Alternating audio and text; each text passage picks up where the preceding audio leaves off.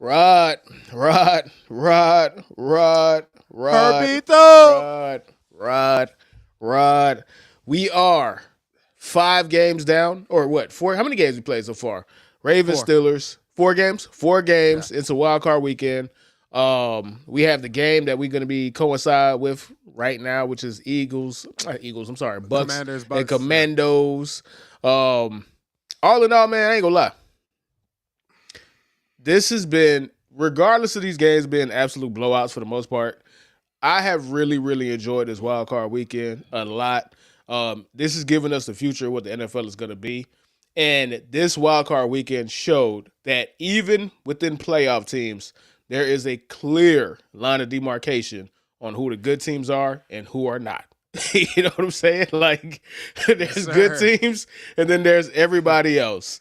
And not Eagles, Packers with notwithstanding, because I don't know what either team is, bro. Like, the Eagles are ultimately going to win that game, and they did win that game, but I'm not any kind of confident about them at all. But on the AFC side, man, you got the Ravens, you got the Bills, you got the Chiefs, you got everybody else, bro. And I'm so happy that the Ravens did what they did. I'm super happy that the Bills did what they did, because now they get to meet next week in what I feel is going to be the most hyped, most talked about, most featured divisional round game of all time. There will be a race riot next week, dog. Y'all people, bro, just like stay in the house, board up your windows. You feel me? If you got guns, hold on to them, bro. It is going to be a fucking riot next week, man. It's going to be a purge, man. Watch out. It's going to be a purge, man. Watch out, Listen. There's Lamar Jackson haters that were hate watching Lamar Jackson, rooting for the Steelers to win. There are Josh Allen haters that were rooting for the Broncos to win. I'm happy that I'm honest. I'm so happy that neither side won, because that would have robbed us from what we deserve to have, which is going to be keep saying Broncos, Ravens, Bills next week in Buffalo, man. But we got a lot to get down to. We got a lot to react to, man. So you know how we do, man. First things first, like, comment. Make sure that you're very active in the chat. We want to make sure that we get all the comments. We want to make sure that everybody is a part of the conversation. We don't just want to talk. We want to talk to y'all. That's first and foremost. So everybody in the chat, make sure you leave some comments. We got Packer fans. We got Steelers fans. You got fake Raven fans like me. You feel me? Since week 8, man. Holla at your boy. I got drafted. You feel me? We got all the haters of of all kinds of teams, bro. So we want every kind of opinion that everybody has. We want everybody to be a part of this conversation today specifically, man. So where do you want to start? Because we have a lot to get to.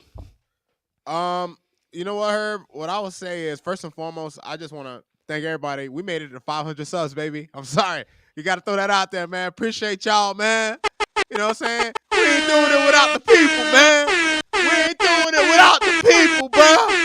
Thank you guys, man. Thank you guys for showing love, man. It means a lot. It means a lot, man. Thank you, sir. Thank you, sir. Thank you, sir. Most definitely, but, man. Herb, I mean, you know, Herbie, I know you wanted to start with the Steelers and the Ravens to, you know, it was the most interesting game. But I just gotta say something about the Chargers, bro. Man, go. Hey, we can start there, man. Let's fuck it. We can start there, bro. We can start there, man. Boom. Boom. Boom. Oh, boom. Man. We have so many ways to discuss this game, bro. So let's get it out the game. That was the first game of Wild Card Weekend. And the people who picked that game and put that game, and when they put that game, knew these are two teams that nobody actually gives a fuck about. These are two teams that nobody actually takes serious. And what we got, especially for a half, was some of the worst playoff football that I have ever seen, bro. Like, there's so many ways to take this conversation in regards to the Chargers and Texans. Chief among them being, both teams are ass. I'm sorry. They're both ass. Don't let that score fool you. Justin Herbert being a BBL in a Chargers uniform had so much to do with that final score and Texas getting 32 points because 14 of those points came from his pick sixes, dog. If we could go, bro, I'm sorry. I didn't want to hijack, bro. Rod, the floor is yours, dog. No, you know what, Herbie, it seems like to me, and I don't know if anybody in the chat agrees. It seems to me like Herb got a little bit to get off his chest. My boy, go ahead. No. You go first, because I'm going scorched earth on the Chargers. I'm going scorched earth. Like, and they put me in an impossible position, dog. The whole city of Los Angeles is literally burning. And that's who their representative was, the LA Chargers. Like, where's your pride, dog? Your city's on fire, bruh. And y'all did that? Where is your pride? You had a city to play for, dog. Like, they ain't got it, man. Where is your pride, dog? They ain't got it, Herb. Rod, go ahead, bro. Go ahead. All right, so I was gonna talk about the Texans, Herbie, but I got 2 points to make about the Chargers, Herbie, just 2, and I know I'll let you cook on them. First point I'm gonna make, Herbie, Jim Harbaugh. Herbie, I'm gonna go on a little soliloquy here. I've met all kinds of men in my life who are married, bro. I've met maybe primarily 2 types of men who are married, right? You got the guy who, when he talks about his wife, he talks like he's, when he gets off work or when he leaves the bar or when he leaves the boys, that he's going to jail. He talks like he's going to go home to suffer, right? Those are those guys. The other half are the guys who talk about their wives like they're their best friends. Like, yo, I love my wife, man. My wife is a shit. I've met those guys. Like, I've seen both sides. Herbie, in yesterday's game, when I looked at Jim Harbaugh on the sideline, especially in the second half, really the fourth quarter of that game, Jim Harbaugh looked like a guy who from afar that I know had somebody, a neighbor, a friend, a homegirl, fucking walk up to him. He's the guy who loves his wife. They're best friends. And that person is showing him receipts on the cell phone. And you watch his face and he's looking like, what the fuck? Like, just betrayed. Like, Jim Harbaugh had the look of a man who was betrayed, Herbie, because he came in, he spent the entire fucking season building this identity, building this culture for the Chargers, just for the moment to arrive, the moment for them to prove themselves, Herbie, and they pooped all over themselves. The Chargers just completely pooped all over themselves, Herbie. And Jim Harbaugh had a front row seat. Herbie, I don't know if I ever seen a coach look that sick, bro. But you gotta understand, right? Okay, so I don't want to. There's 2 teams that played, and again, like what we're trying to do in this episode. What we're trying to do for anybody that's in the chat, what we're trying to do in this episode is we're trying to make sure that we give credit to the winning team and then have a take as to why the losing team lost, right? Some conversations are going to lean more one way, more the other. And I'm going to be honest with y'all, this conversation is going to be leaning way to the Chargers side. And again, I know fan bases hate when you don't give their teams credit. I'm sorry. I don't know shit about the Texans. I'm not a Texans fan. I watched the game. We're gonna give y'all props. We're gonna give them the props though, right? So how about this? Let's start with the props first, because I know we're gonna spend way more time on the Chargers side. So let's get the Texans side out of the way. What do you have to say about the Texans? So Herbie, first of all, I can say 2 things about the Texans, Herbie. I got one nice thing to say, and I got one not nice thing to say, right? The nice thing that I can say is that the Texans defense, Herbie, they're like, that is a playoff elite caliber fucking defense.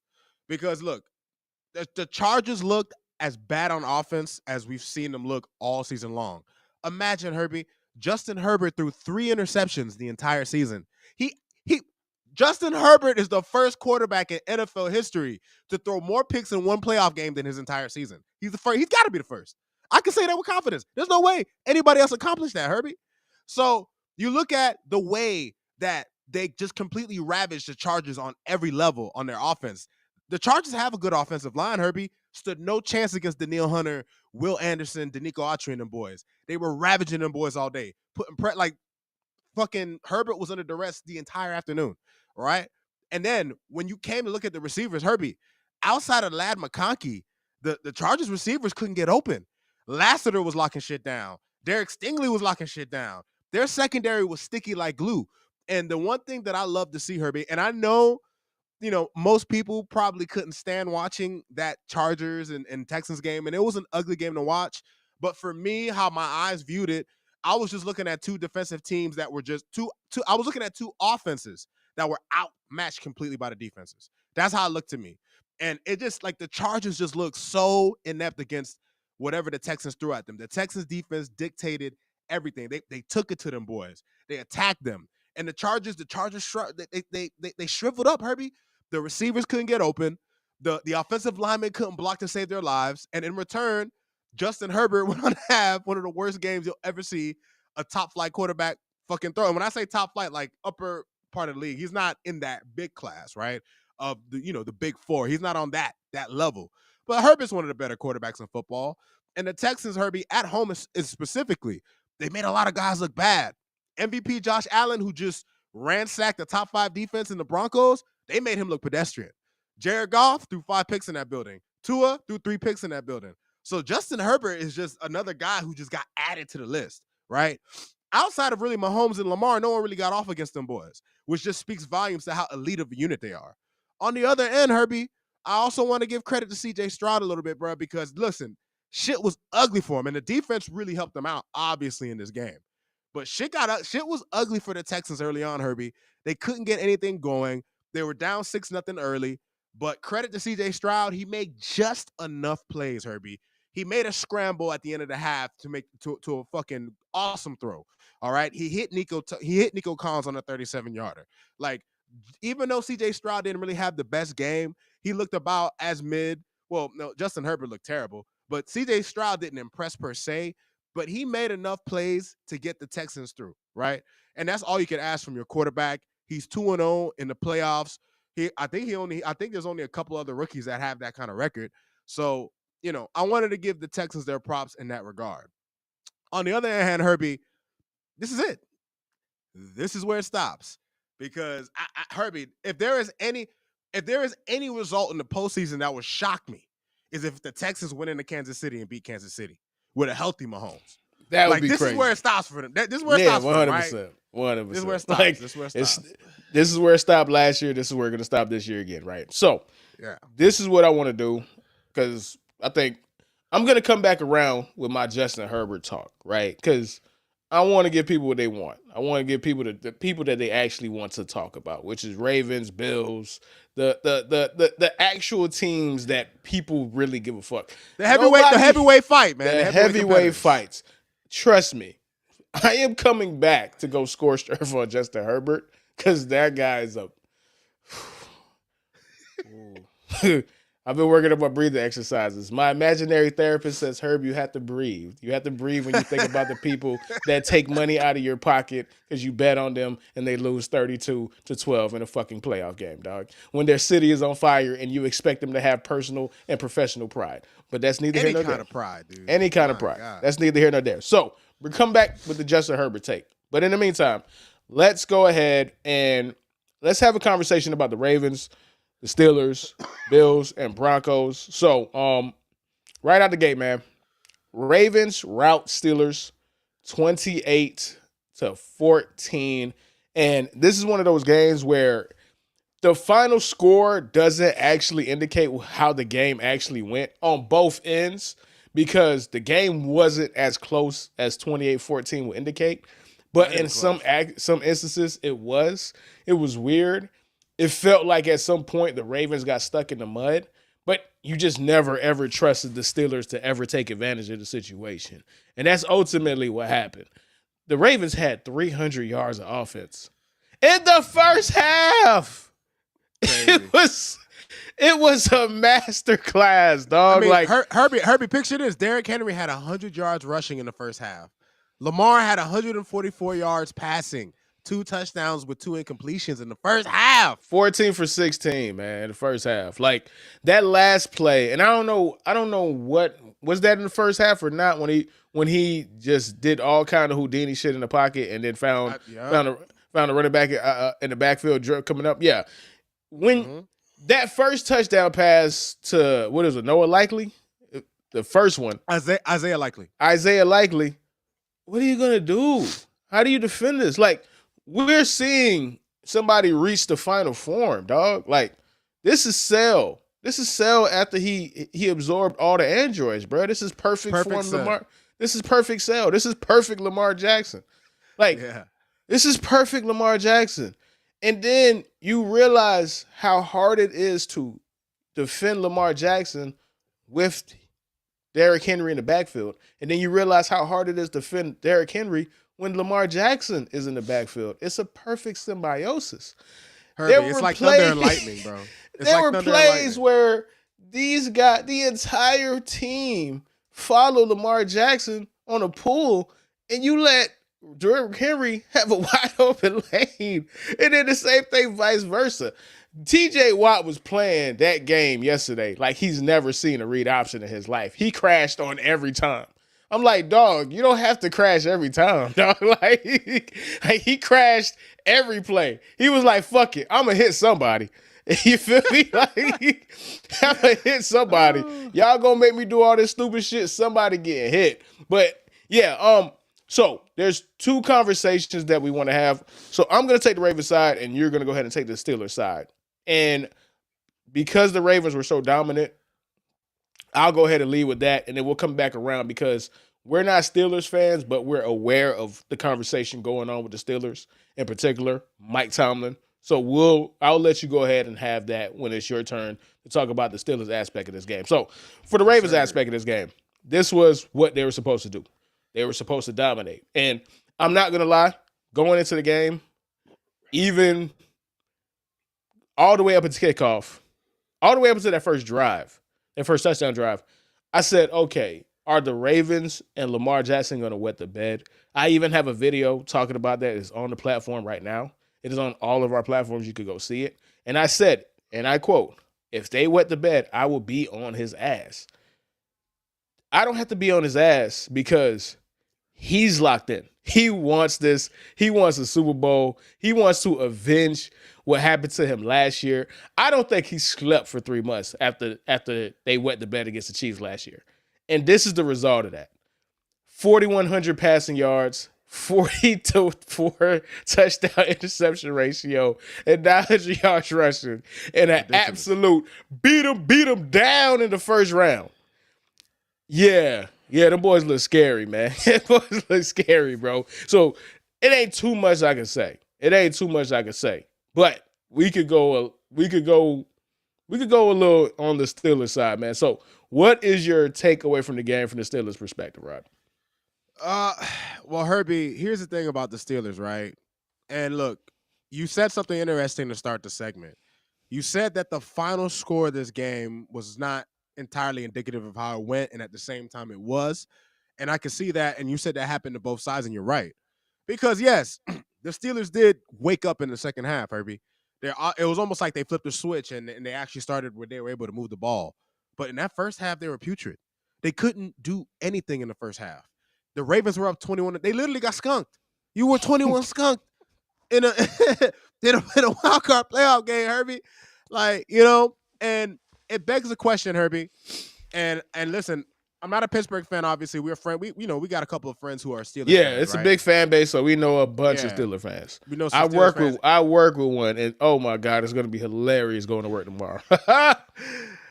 So here's the bigger question, Herbie.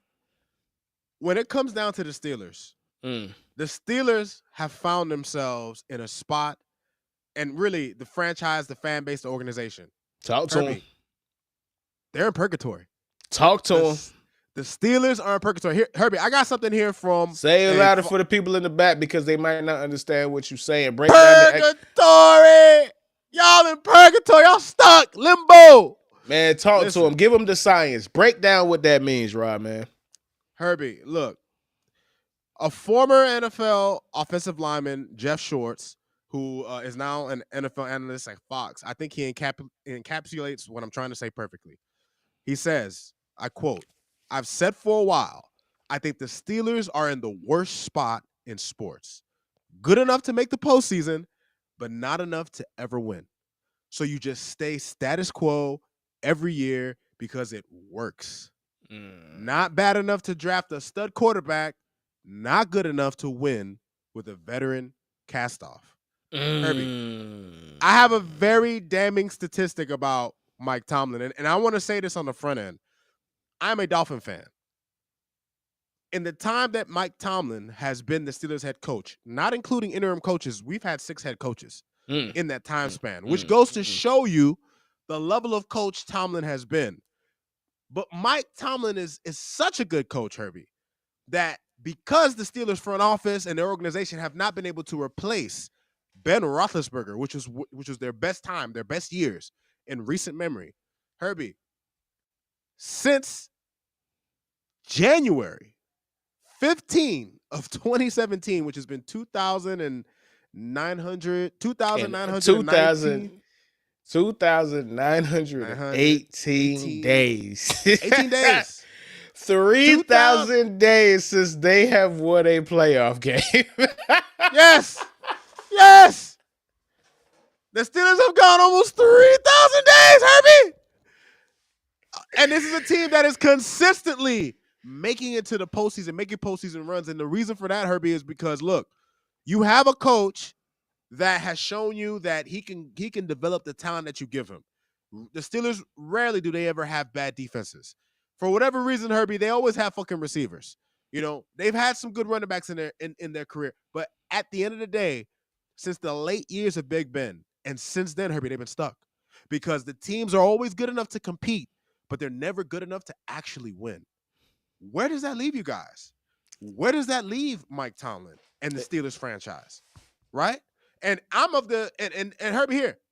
I got one more thing to say. I think it's time that they both just have a settlement, bro, a divorce. I think Mike Tomlin needs a change of scenery. I think the Steelers need a change in leadership. Sometimes the same old thing just ain't gonna keep working, man. Just my thoughts. Okay. Just my thoughts, all right. Man. Just my thoughts. The funny thing about that is that it's not just your thoughts. That's what the people feeling. To quote Kendrick Lamar, that's what the people feeling. And we're gonna have a Steelers fan on sometime this week. He's livid. The internet is livid. A lot of people are appreciative of Mike Tomlin, but they are ready for him to go. Here's the problem. I always say this. Yes, you can get rid of Mike Tomlin, but the next guy that you hire could be Cam Cameron. Like, there's no guarantee. Never. Like, when you fire a coach in hopes of hiring a coach, there's never been an owner that hires a coach that they think is bad. They all think they're going to be good. The Bears thought that Matt Eberflus was going to be good. They were wrong. Who's another bad coach? The Chargers thought that what's his name? Brandon Staley. They thought that Brandon Staley was the future of the NFL. He's from the Vic Fangio coaching tree. He was the one who was making all these defenses that was stopping the Shanahan offenses. They thought that he was the future. They thought he was a paradigm shifter. He ended up being one of the worst head coaches of all time. So it is so hard to say we need to get somebody new because the grass is always greener. But at some point, people have been let go that have done more than Mike Tomlin in this time span. Like, I get it. You won a championship, but you won a championship in 2008, dog. Yep. Haven't been back since 2010. I was a year removed from graduating high school when you won that Super Bowl. I'm closer to 40 than I am 30 now. I'm in my mid-30s, dog. Like, that's a long time. Long time. Kurt Warner was still in the NFL when you won the Super Bowl, dog. James Harrison was at his physical prime when you won a Super Bowl, dog. Like, holy shit. Larry Fitzgerald is in the Hall of Fame. Like, he's about to be in the Hall of Fame. Like, he's gonna be in the Hall of Fame. He's like a year away from being in the Hall of Fame. That means he's been retired 5 years. Aaron Rodgers' first year starting was the year you won a Super Bowl. Think about that. His career is almost over. Think about that. It's been a long time, dog. So I am not here to advocate for a black man to lose his job, obviously. But however, it's about results. You cannot go 3,000 days without winning a playoff game and not expect to have these conversations. The problem ultimately that comes with Mike Tomlin and the problem that the Steelers find themselves in right now is this one. This is the worst place you want to be in sports. You should never want to be in the goddamn middle. It doesn't serve you to be in the middle. You either be winners or you should be losers. You don't want to be in the middle because when you're in the middle, there's no way to get out of the middle. It's a box that does not have a key. Mike Tomlin is an incredible coach. He will make sure you don't. He literally will never have a losing season, and that's the problem. It sounds good. It sounds great. But when it comes down to it, there's no way to actually improve unless you are phenomenal at all the little things. You got to hit it at the park in all your draft picks. You got to kill it in the third round. You got to kill it in the second round. You got to make the decision to have the fourth all and the sight to, if you're gonna take a quarterback in the first round, take Jordan Love. Don't take Kenny Pickett. Like decisions like that, if you're gonna be in the middle, you can't take Kenny Pickett. You can't. You have to take Jordan Love in the back half of the first round because you're always in the back half of the first round. So I don't know how they get out of it, dog. I just know that he has a very high floor, but the ceiling is non-existent. The ceiling is, and that only gets you to the first round of the playoffs, the wild card, where you lose and put up 14 points, man. So, next game, Bills Broncos, man. As a resident Josh Allen hater, take me through it. What was your experience watching that game, sir? Well, Herbie, prior to the games, even when we did our playoff picture pod a few weeks ago, and then doing our preview pod recently, obviously, I was pulling for the Broncos, man. I was pulling for them horses, man. I was pulling for y'all, man. But listen, honestly, Herbie, as much as I wanted the Broncos to pull the upset and get their 15 minutes of fame, fucking Josh Allen, bro. Like, Herbie, the Bills in this game to me coming into it was a game of the unstoppable force versus the immovable object. And it'll surprise you which is which. The unstoppable force in my mind was the Broncos defense, 63 sacks, most in their franchise history, most in the league, third percent blitz percentage rate. Then you look to the other side, Herbie, you have the Buffalo offensive line. They had 14 sacks allowed on the year, which was the lowest in the league. And Josh Allen against the blitz, 16 touchdowns, 1 pick. So you had these two opposing forces going at each other. And early on, and especially in the first half, the Broncos were keeping themselves in the game. Herbie, I was hyped. When I seen Bo Nix hit, I want to say it was, who did he hit? I think, was it Franklin on the first drive? Oh, no, it was Cortland Sutton. He hit Cortland Sutton for a 43-yard touchdown, right? So, I thought to myself, like, okay, them boys came to play. Herbie, after that, it was lights out, right? The Bills, as the game went on, here's what I forgot about, right? The Bills got a lot of their guys back, Herbie. And when the Bills defense has a lot they got studs, Herbie. Matt Milano, Terrell Bernard, Teron Johnson, fucking Gregory Rousseau, Ed Oliver, AJ Espinez. Like, Herbie, the Bills, even Mario Edwards makes plays. Like, they have studs all over their defense, Herbie. And they showed up. They completely shut down the Denver offense. They didn't allow Denver to really run the ball. They were able to confuse Bo Nix. And most importantly, Herbie, the thing I've been putting off, but I have to do it. Josh Allen, man. Josh Allen, Herbie, has reached that level. Like, now he's not pressing anymore.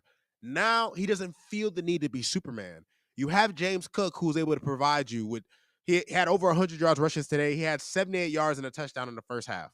You have Josh Allen, who has been as efficient as he's ever been, who's been taking care of the ball better than he's ever had. And you can see it's reflected in his play, his decision-making, the pace in which he plays, even the way he decides when to run and when not to run, throwing the ball away. He had some misses in this game, Herbie. Every quarterback does.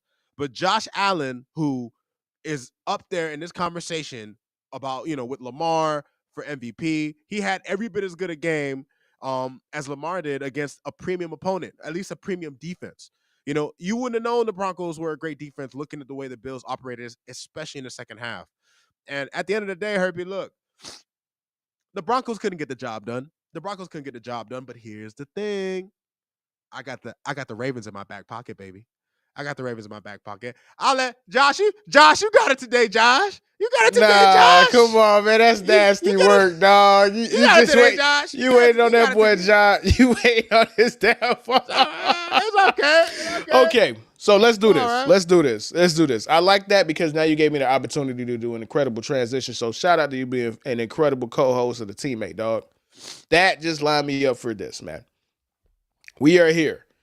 This entire season has been leading up to this moment. We have been raging a battle about who's the MVP, who's the best quarterback this season, and who is ultimately the guy that deserves that MVP award. Lamar Jackson is going to win MVP. He got 30 votes for first team All-Pro. The people that vote for the All-Pro vote for the MVP. He's going to be the MVP. He is the favorite to win it in Vegas. The odds on favorite now.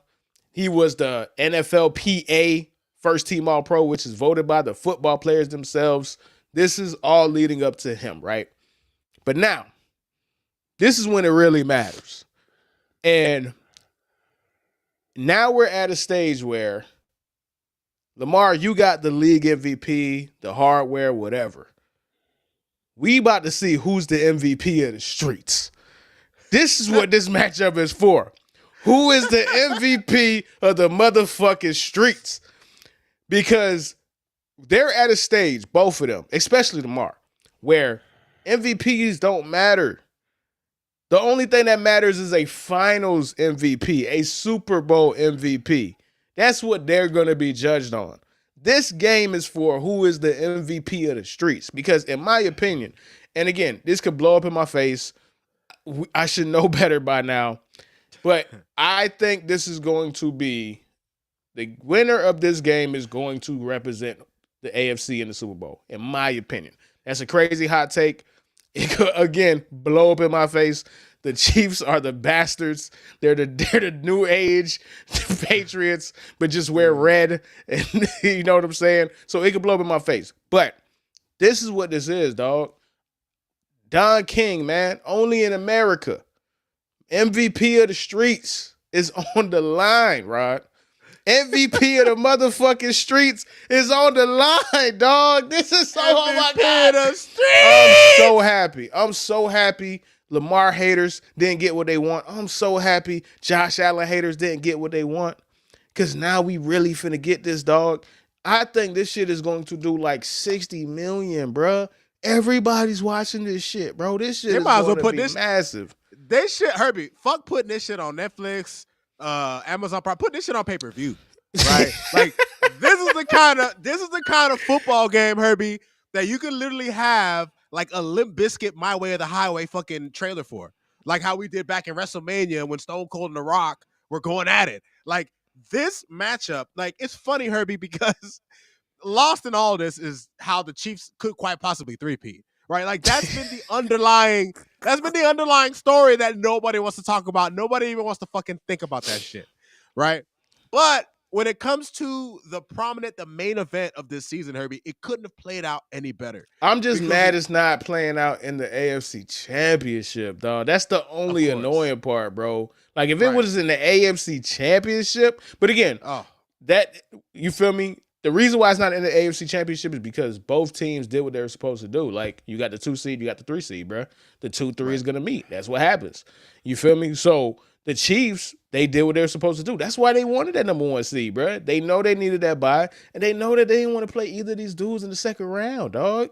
They'd much rather play him in the AFC Championship where pressure is going to be at an all-time high than play him in a divisional round, bro. So, the reason why it's going to be such an interesting game now that we can actually break the game down is because what I saw from both teams this past weekend, it let me realize how similar they are and how they are going to try to do the same thing to each other. They're going to try to run the fucking ball down your throat. They're going to have a freak of nature behind the center that can just throw the ball at an elite level. that you can't sack, and they're going to try to suffocate you on defense. Who is just going to be better at it, dog? Throughout 4 quarters. And I'm just throwing this point at Herb, not to cut you off.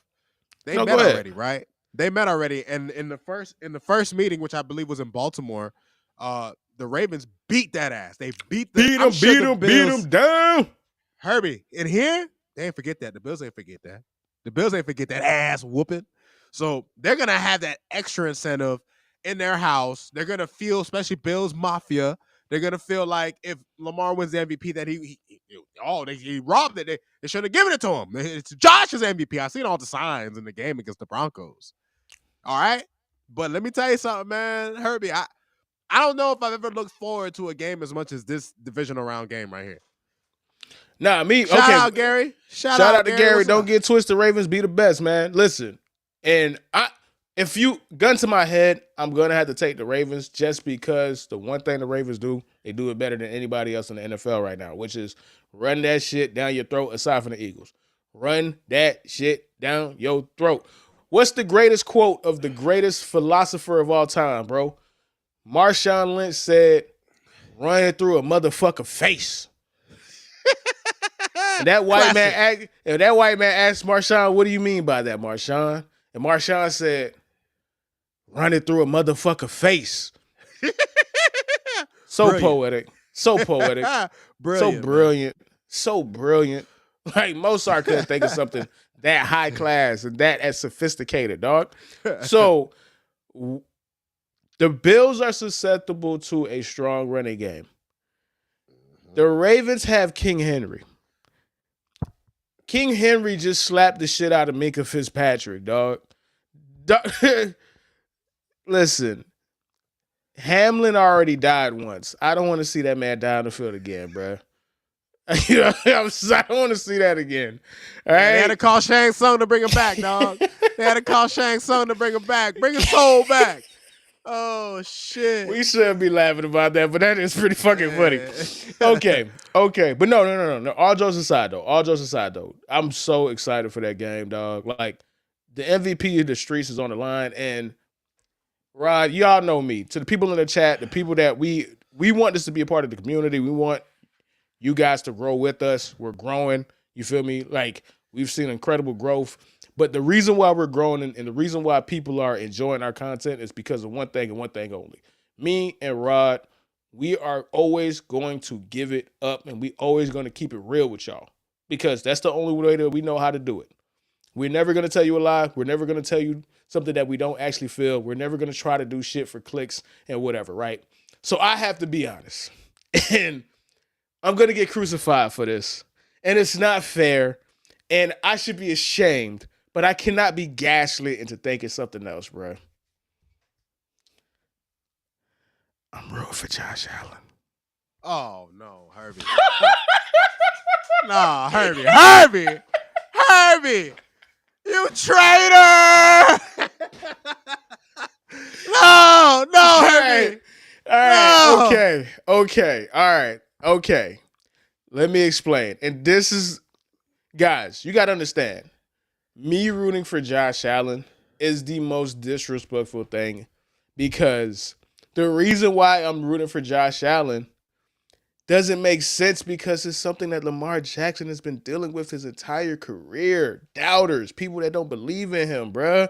And he's a black man. I'm supposed to be rooting for Lamar. Lamar is he's where I'm from. He's a representation of Broward. How could I do this? It's just seeing all the haters of Josh Allen and Josh Allen. I just want to see him get the big fuck you, dog. I just want him to say fuck y'all, man. No, but Herbie, I should be doing that for Lamar because Lamar damn, dog. Herbie, listen to me and listen to me closely. All right, talk to me. Talk to me because I'm tripping right now. I'm tripping. Talk to me, dog. Talk to me. Josh Allen deserves a big fuck you. He does. It's not that he should fuck giving it. He deserves it. He needs to get that fuck you, and he's gonna get that fuck you against Lamar. And if he doesn't get that fuck you against Lamar, he's gonna get it against Pat Mahomes again. All right. On this podcast, We don't talk about Josh Allen in the light that you try to talk about him, all right? Just like when you talk to me about the Eagles, right? When I'm talking about the Eagles and I'm giving them props, the fuck you doing, buddy? All right? Fin out of water, okay? But all jokes aside, Herbie, all jokes aside, right? All jokes aside. Obviously, at the end of the day, I'm pretty sure most of the NFL universe, like, I'm pretty sure nobody wants to see Mahomes win besides Chiefs fans and his fans. I'll be honest, Herbie. First of all, the Ravens gotta win this game for me, Herbie, because I don't want to have to root for Mahomes. That'd be nasty work. I can't, Herbie. I can't, literally, Herbie. I can't root for Josh. I can't. So you know what's funny? I can't. You know when they do those maps. You know when they do those maps of like who's rooting for who, and the state. And it's like the color or whatever. So represents Missouri. Yeah. Missouri is going to be red. The entire state is going to be whatever the other team is playing them, and then the small little dot. The small little dot of it's the Bills in South Florida. This small little red dot is going to be you. It's going to be you. The rest of the country is going to be rooting for the Bills if that was the hypothetical matchup, man. Oh, my God. That's funny, bro. Okay, so let's go ahead and get to the Eagles real quick. And before that, let me go ahead and give an update. Last time I checked, it was 3-2. We got, and it is still 3-0. In the Bucks Washington game. So, Eagles, Packers, and what I call this game right here, man, this wasn't a good game, bro. Eagles and Packers, man. The Jordan Love and Jalen Hurts mid-off, because there was a whole lot of mid out there. And I am disappointed in both teams. And, you know, the Packers, you know, they fought hard for the whole game. It just wasn't enough possessions. That missed field goal absolutely ruined everything for them, because now it was always a 2-possession game at that point. But I'm very disappointed in both teams, because the way that both teams performed was what we all thought the worst version would be. Right? So how the Packers lost is exactly how they lost this game. How the Eagles played, for people that don't believe in the Eagles, is exactly how the Eagles played today. Right? Like, nobody wanted to win that game. Like, the Eagles got a lucky turnover to start the game on the kickoff, and they scored. And then at that point, that set the tone right there, bro. It set the tone. It was, bruh.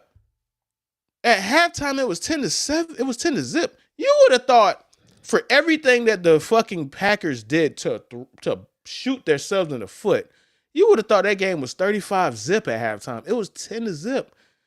Jordan Love had 27 yards and 2 interceptions at halftime, dog. He went full Brett Favre today, man. Full Brett, dog. He chose the dark side. Tan Favre. He went full Tan Favre. He went full Cubano Favre. Biracial Favre. And then you had Jalen Hurts. Jalen Hurts said, you know what? You got 27 passing yards at halftime? Bet. I got 40, dog. Let's go. Let's go band for band, nigga. How you want to do this? How you want to go mid? You want to go mid? I'll go mid for mid with you. You want to have you want to not be able to complete anything over 10 yards? Bet. I had a 3-yard pass per attempt today, nigga. Let's go mid for mid. What you want to do? You had AJ Brown on the sideline reading the Bible, bro. That's the only thing that could keep him calm at this point with his quarterback, dog. They had AJ Brown, the guy that I don't know the announcer's name was Tom Brady. The guy was like, oh, what an interesting passage AJ Brown is reading to keep himself calm. This nigga's reading the Bible because he hates his quarterback, man. Yo, what? Come on, man. Shit. Hold on, we got a comment, man. All right. Gary Jackson is action, and the King is a snow plow. Look out. Buffalo, for sure. For sure. That's going to be an interesting game, man. But to get back to the Eagles and Packers, bro. I was very disappointed. You fell asleep during the game, dog. Yeah, I was trying to keep up with it, Herbie. I was trying to keep up with it. And listen, if there's anything I'm going to say, Herbie, I'm going to say this, bro. And we complained, like, there's a lot of quarterbacks that people are going to make excuses for, right? They say, oh, if only so-and-so had more help, if he had an offensive line, or if he had receivers, or if he, Herbie, let me tell you something. I got to say, I think Jordan Love, not as much, even though he does have a good situation. Herbie, I don't know if anybody has a better situation than Jalen Hurts. Herbie, early in the game, bro. Early in the game. Wait. No. Go ahead. I want you to get this out, but I want to add context to what you're saying. You can make the argument, and this is not hyperbole. This is not exaggeration. You can make the argument based on the personnel. Jalen Hurts has the best situation that any quarterback has ever had who's ever played in the NFL, aside from the 80s 49ers, dog, and Joe Montana. And no shade to Joe Montana, but the nigga had Roger Craig. He had Bill Walsh as the offensive coordinator and head coach. And he had fucking Jerry Rice, right? No shade to Joe Montana. I'm just talking about talent for talent, player for player. Like, and you got to remember, in the 80s, there was no free agency. So whoever you had was on your team. That's who you had, yeah. That's who you had. Sure. You didn't have to worry about roster turnover. So Joe Montana got Jerry Rice for a decade. Think about this. Jalen Hurts has A.J. Brown, Devontae Smith, Saquon Barkley, Lane Johnson, their best offensive line arguably of all time. Three Pro Bowlers on the line this year. Herbie. Three Pro Bowlers and 2 Hall of Famers. And that's not even what we're talking about defense with Nick Braun, potential All-Pro, Cooper DeJean, Jalen Carter, Quinyon Mitchell. Like this man, CJ Gardner Johnson is the 4th best quarterback on the team. Your 4th best cornerback is CJ Gardner Johnson? Stacked. Your 4th, not your 3rd, not your slot. Your 4th or 5th best cornerback is CJ Gardner Johnson. That is the type of talent that this dude gets to play with. And he had 40 passing yards at halftime, dog. He had 3 yards per attempt for the game against a team that has no pass rush.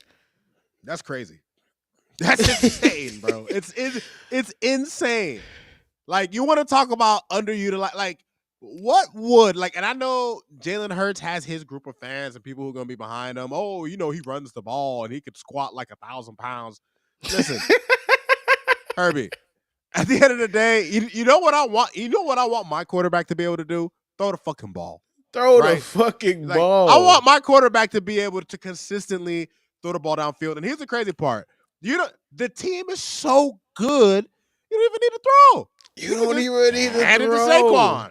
Hey, Saquon, here. Saquon, here. That's all you got to do. And they're good.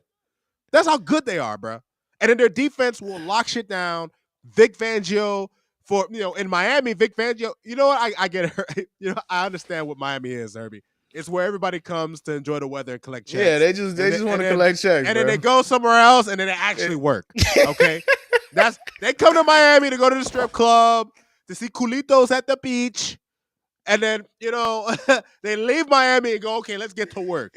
Because Vic Fangio's defense, the way them boys look, and you know what? I know we don't have Philly's talent. That's one of the reasons why we wanted to fire Greer. Conversation for another day. But go ahead. No, you got to understand this, bro. Like, you can't go 13 for 21. You can't take 2 sacks. You can't have a 62 QBR in a game where everything was set up for you. Like, this should have been a blowout.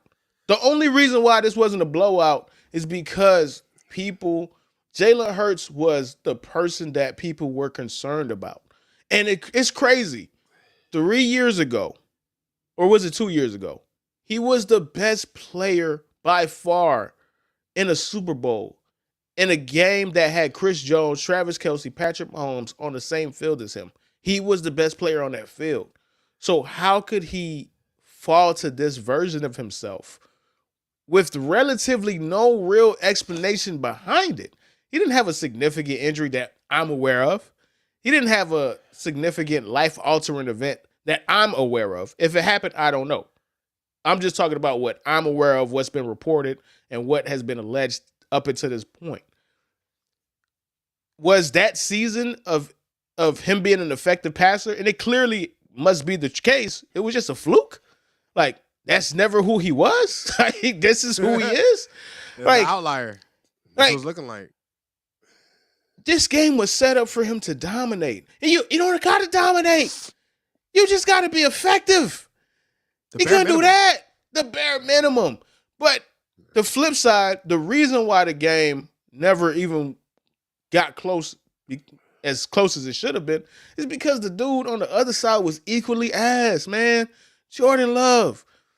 This was, not only was it the worst version of Jordan Love that I've seen up until this point, it was the most dangerous version of Jordan Love.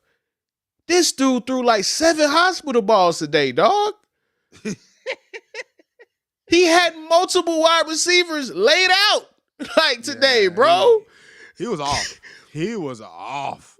Like, I think he was coming off an injury too. But it must have been fucking with him, dog. Had to. His first throw of the game was like, what the fuck is that, Jordan? That second pick to Nick Brown, ain't nobody was fucking with him, bro. He just went full Brett Favre, man. He just said, fuck it. Yeah. Somebody's going to get this, whether it's the dude in white or the dude in green, bro. Somebody's getting this ball. And I don't really care who it is. Play that he threw, and I don't remember the receivers, but he got hurt in the end zone. There was 3 people around him. He sent multiple receivers to the goddamn hospital today. People were saying, oh, he lost a lot of receivers today, and it's hard to overcome losing that much talent on the offensive end. Yeah, because he's the one who's trying to get them killed. So I'm over here like, dog.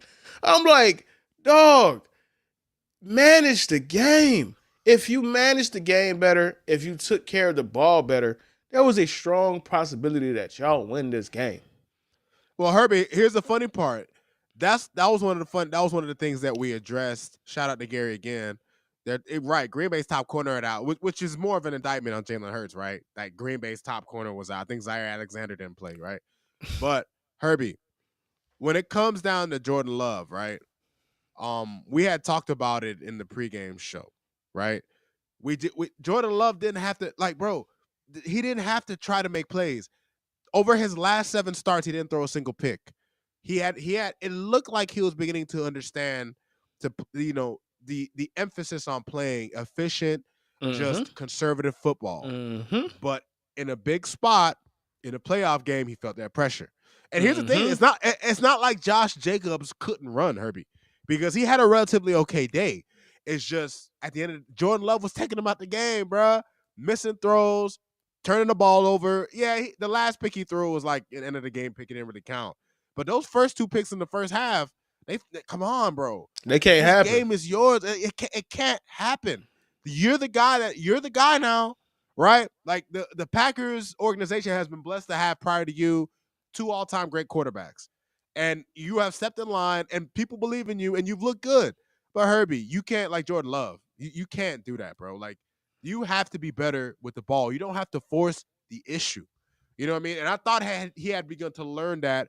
And this was something that was happening down the stretch. So it makes you feel good about it. But like you said, Herbie, the dark side called him. Vader called him. He heard Vader's voice, man. Palpatine's voice was in his ears, bruh.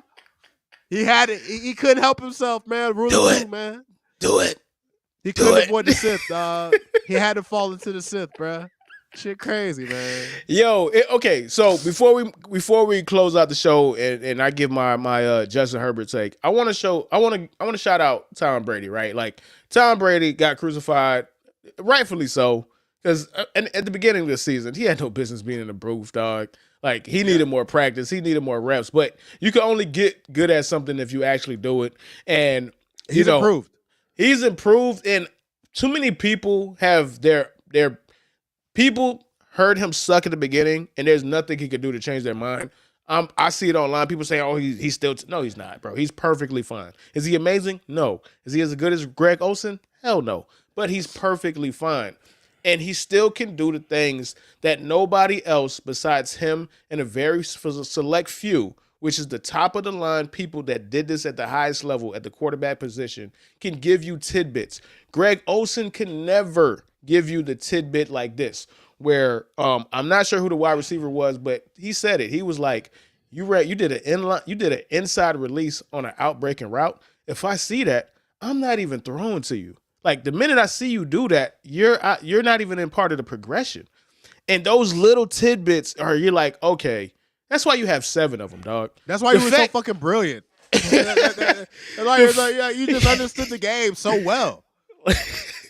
The fact that you could process that quickly, you're like, oh, you did an inside release on the outbreaker route, you're done. Because he said it. There's like he wouldn't have thrown that ball the way that Jordan Love did because it's not worth it. He said there's a 5% chance that ball gets completed. And of course, the ball wasn't even close. Like the receiver got his hands on it, but that wasn't a realistic catch. And those are the differences, right? And that's why you can't quantify this shit on how strong you can throw the ball, how elusive you are in the pocket, how fast you are, dog. Like, it's about what you do in regards to managing the game on a play-by-play basis. Patrick Mahomes learned that. That's why he's been dominant in the playoffs. Yep. Tom Brady understood that. That's why he had 7 of them. It doesn't matter how talented you are. It matters how good you are at understanding the situation and when not to do things. And that takes me to my point with this fucking hack Justin Herbert. Oh my fucking God. Justin Herbert is talented. Justin Herbert is an incredible physical specimen. Justin Herbert is somebody that you would scope and create in Madden. Yes, yes, yes. But you also know what Justin Herbert is? He's the world's greatest loser.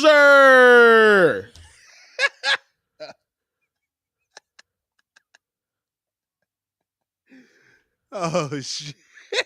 The world's greatest loser.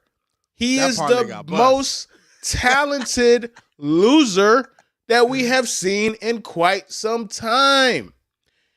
Do not let stats media gaslight you, people. Do not let advanced statistics media gaslight you. Don't let the advanced stat nerds gaslight you. Don't let the film guys gaslight you when it comes to Justin Herbert. Don't let the Mina Kimes wins are not a quarterback stat people gaslight you. They're doing that because they need a reason to cop pleas for Justin. And that game last night, yesterday, for the whole world to see, let us know who he really is. This is who he was at Oregon. This is who he's been his entire career. He's a talented loser. And that's fine. But let's just be honest. Let's be honest. You could, it insults my intelligence, dog, to watch Justin Herbert have the game he had yesterday. And this is the thing that you say? I've said, matter of fact, where is it, dog? I have a tweet. Oh, where's that tweet at, dog? Oh, man, I had a great tweet. I don't even remember what it is, right? But the tweet from somebody copping pleas for Justin Herbert was, yeah, man, this game is really showing you the limits on the Chargers roster. Shut the fuck up!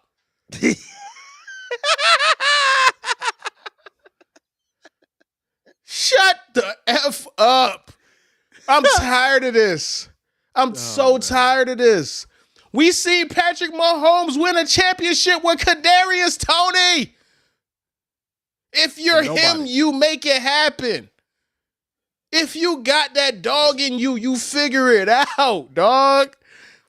Like you figure it out. But Herbie, how can somebody defend Herbie? The first interception he threw, this motherfucker throws the ball across his body to the other end of the field in the double coverage. Herbie, how can you defend that? Herbie, how can you defend that? I get the overthrow. He had a defender, pressure was in his face, overthrow, pick six. Will Dissly. He's probably, listen, Chargers fans are probably asking for this nigga's resignation because he had bad drops that led to picks, that led to just key downs being not converted. But Herbie, I'll say this about Justin Herbert because you was cooking. The only thing, because this was the point I was going to make earlier after I made my point about Jim Harbaugh, right? But I'll summarize it. And this is for Dolphin fans, Herbie. This is just for you guys. I'm sick of it, Herbie. There's two groups of Dolphin fans I cannot stand right now. The Tua Dolphin fans and the Herbert Dolphin fans. All day long on social media, on all the fan groups, I'm seeing Dolphin fans pump their chests. Oh, look at Justin Herbert. Look at Justin Herbert. Like, we should have drafted him. We should have drafted him. Bro, at the end of the day, this one fact that I know is 100% true about both Justin Herbert and Tua. Both of these niggas haven't done shit. Stop. I get it. They're going to be compared because they were drafted together. But Herbie, what are we comparing? What kind of pissing contest is this? You got two guys, Herbie. They've given you the same results in 5 fucking years. 2 playoff appearances, no playoff wins. And in Justin Herbert's case, Herbie, listen, Tua was super uninspiring in his one playoff game he played. But look at what Justin Herbert's given us, Herbie. Justin Herbert has given us one of the worst fucking collapses we've seen a team have to Trevor Lawrence, who he himself threw 4 interceptions against that defense in that game. And then you got this, Herbie, people got to stop. I'm tired of hearing all these guys who are fucking talking about Justin Herbert as a top 5 quarterback. You're disrespecting Jared Goff. You're disrespecting Baker Mayfield. Herbie, there are a bunch of other guys that are far more, because we know who the top 4 guys are. I don't even have to name them. If you know football, you keep up with football, it'll be redundant for me to name them. But that 5 slot is open for everybody. But you know who don't belong there? 100%? 100%. 100%. 110%. The 10 being his fucking number. 110%. Does not belong in those conversations. I get it. Top 5 means there has to be 5, right? And stat, Twitter, whatever, the media people love Justin Herbert because aesthetically he does it. He makes oh my God, how can you make that throw? You're the only person that could do that. He does that in spades. Nobody's denying that. Nobody's taking that away from him. I'd be an idiot if I tried to. But at some point, you have to have the signature wins. Because otherwise, what the fuck are we playing the game for? You play to win the game. Hello? Y'all got to stop believing in Sunshine from Remember the Titans' little brother, okay? I got stop believing in this nigga. Think about this. This is why he's the greatest loser to me, right? And again, the reason I say the world's greatest loser is because he's the greatest talent. He's the greatest loser. There's a long list of losers that the NFL has produced. He's just the best of the best when it comes to being a loser. Like, he can't escape it, right? People are going to say it's the Chargers. The Chargers are going to charge.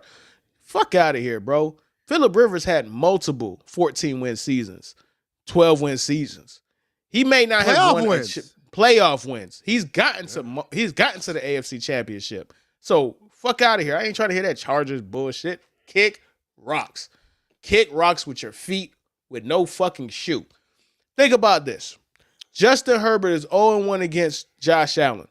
0-3 against Lamar Jackson. He is 2-7 against the Chiefs, his chief rival, no pun intended. One of those wins is because Chad Henne played. which means he's 1-7 against Patrick Mahomes. And this is the most damning of them all. The biggest loser allegation that's sticking like fucking glue. He's 1-2 against Tua. The same guy people be picking over. The same guy people say, yeah. Tua has a winning record against Tua has a winning record against Justin Herbert.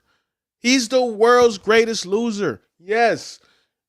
A bunch of those games, he put the team in position to win the game. Yes. He had a bunch of teams that scored 30 points, and it is hard to win a game when your team gives up 30 points. I understand that. But we're talking about when the game is on the line, the opportunity is there, and shit happens. But you don't make shit happen like those other dudes do. Quarterbacks, wins is a quarterback stat. Mina Kimes could kiss my ass trying to push this narrative that it is not. You find me an all-time great quarterback that doesn't have a good winning percentage for their career. It goes hand in hand. It goes hand in freaking hand. Individual games, a quarterback could have no control or have little to do with why you lost. Yes. But throughout a career, hell no. Hell no. 1-7 against the Chiefs, 0-1 against Josh Allen, 0-3 against Lamar, 1-2 against Tua. These are your chief rivals. These are your contemporaries. These are the people that you're supposed to beat. I don't give a fuck if you beat the Raiders. I don't give a fuck if you beat the goddamn who's a bad team? The Colts. Nobody care about that, bro. We are here to see a top 5 quarterback beat another top 5 quarterback. And your 2 playoff appearances, you didn't lose. You didn't lose. You were disgustingly bad. Flamed out in spectacular fashion. In spectacular fashion. You and on both spectrums. You got spotted 4 interceptions, you lost. You threw 4 interceptions, you lost. You got spotted 27-0, a 27-0 lead. No team has ever lost a game when they were up at halftime, 27 points.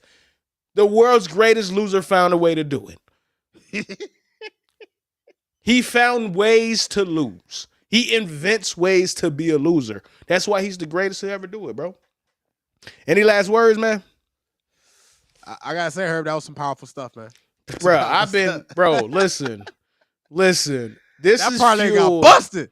That parlay This is was fueled. busted. And again, bro, to the parlay point, bro. If I lose my money, it's one thing to lose my money. It's another when I lose my money to people that I have on the list. They on the ban list for a reason, dog. I went against my better judgment, dog. Like, that's when it hurts. That's when it burns. That's the ones you lose sleep at night, dog. Like, when you know you're not supposed to put the charges on your parlay, dog, and you do it. I'm like, man, if these guys ain't finna show up for the city of Los Angeles, they never gonna show up ever, bruh. And they prove me, they show me who they are, and they do it all the time, bruh. And I lose every single time, dog. It's so exhausting, dog. Like, it's so exhausting, man. Can't believe it, man. But all in all, man, great show. I appreciate you. I appreciate everybody that was in the chat with us, man. Any last words before we get up out of here? Listen, man, I am so ready for divisional weekend. You know what I'm saying? I guess we're not quite sure how the NFC is going to shake out, but the AFC side is locked in, Herbie. We have a great matchup in the 2-3, and maybe the Texans will have some pride and make their matchup against the Chiefs interesting since they got spanked the last time they met. But man, this was a great weekend of football, and I'm looking forward to the next weekend, man. And obviously, I'm looking forward for the rest of y'all, everybody tuning in, joining us, supporting us. Can't wait, bro. Can't wait. Man, definitely can't wait, man. So with that, man, we'll see y'all next week. Deuces.